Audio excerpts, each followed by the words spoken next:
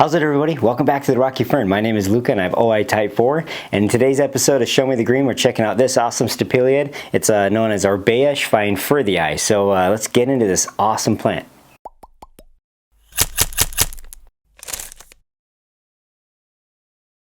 So what I love about keeping plants and sharing my collection with you guys and seeing other people's collection is it's very personal to the likes and interests of that individual curator or collector, whatever the case is. I tend to like really oddball plants. I like a lot of plants, obviously the collection's huge, but I really do tend to like succulents. I like stapeliads a lot. And I really like oddball plants. So this is definitely one of those oddball plants. This is, like I said, this is Orbea schweinfurthii. And it's a synonym to the Carallumas, a synonym to a stapeliad. It is related to milkweed.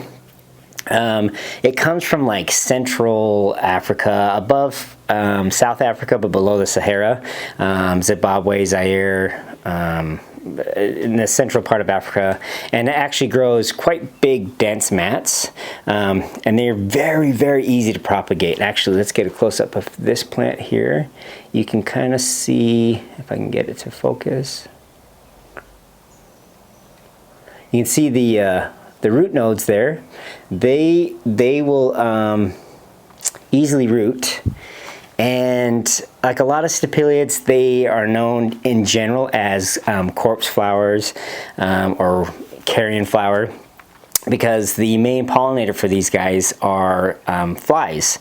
But what I noticed when I just pulled this plant off of the succulent shelf is there's a ton of fruit flies, and so actually these guys are pollinated by Drosophila, the fruit flies, and they let off an overripe fruit smell, like a really ripe fruit. And I'm going to post some pictures right here of the close-up of these flowers. They're beautiful. I freaking love this plant. So you can't lose with that very cool kind of variegated oddball shaped main stem. I guess these might be considered leaves, if not just protrusions or tubercles. They're not sharp. They're actually overall pretty soft. It is a succulent, so it does tell you that it needs water by kind of shriveling up. I do water these pretty sparingly. In the summer here in Kaua'i, I have a west-facing face that gets so much sun, so a lot of stuff dries out really readily. In fact, some stuff has to get some some sun protection via shade cloth because the sun is really, really intense.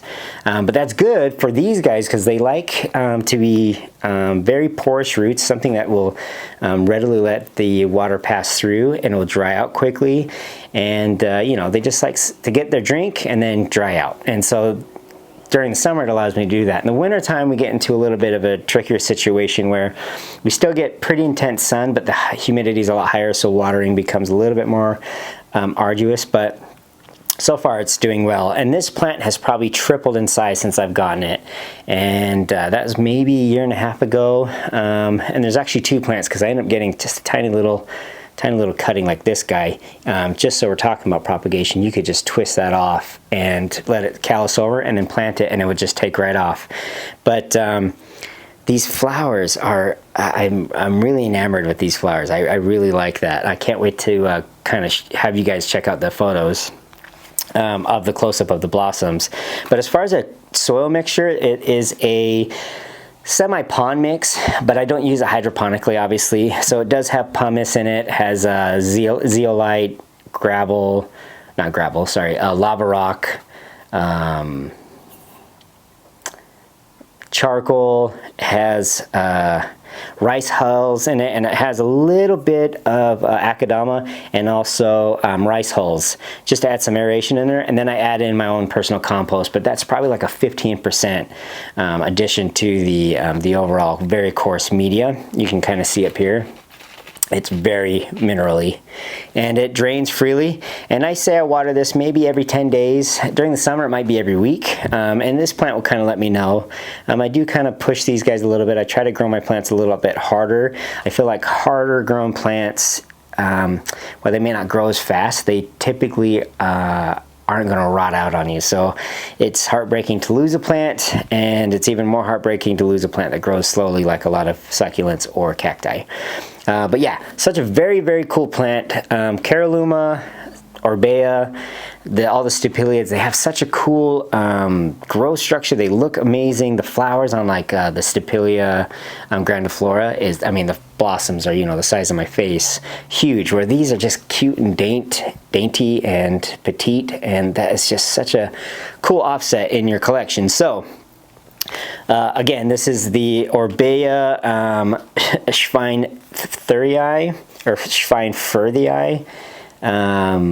It was sold to me as Orbea hesperidium, I think, or I can't remember. I'll post that right there. But the blossoms on these are yellow, whereas on the other guy they're a really dark maroon, kind of wine red, and so they're really cool that way. But very cool flower or plant, has a bunch of different flowers on there. Very easy plant. Definitely a win for your collection, something you need to have. So, and if you guys want some cuttings, let me know. Reach out to me and I can definitely trim some of this up. This is probably the 11th species of stipiliad or Orbea specifically that I have, and they're all a little bit differently. One sun stresses to like a really pretty purple, like Concord grape purple color. It's really cool. It's more of a miniature version, whereas these guys, they might get maybe another 4 inches, 5 inches taller, but then they just kind of creep out and grow this dense mat. So I may end up changing the pot down the line to do more of like a shallower dish, perhaps. We'll see. But you can even see right here, there's a new growth point coming out of the gravel. So these guys just kind of you know, finger their way through the soil and kind of mat out that way. I may end up trying to twist this guy back. Oh, look at that. Well, I lost it. But anyway, this guy's going to go actually right in here. And, you know, we'll put it on the camera just so you guys can see that mistakes happen. But this is really a mistake. You know, the growth was getting kind of leggy. And now we'll have a reason to expand them out. But anyway, as always, if you guys like what you see, make sure to tune in every Mondays and Fridays, where I generally post a video about my collection that I keep here in subtropical beautiful Kaua'i. I keep succulents, I keep cacti, I keep aroids, all kinds of stuff. I also have a garden where I keep peppers and different houseplants. We do try to eat like 80% of our vegetables come from our home garden. So maybe I'll do a garden tour here in a little bit. You can meet the chickens again. But yeah, if you like what you see, make sure to give a thumbs up, subscribe, and we'll see you guys on the next adventure.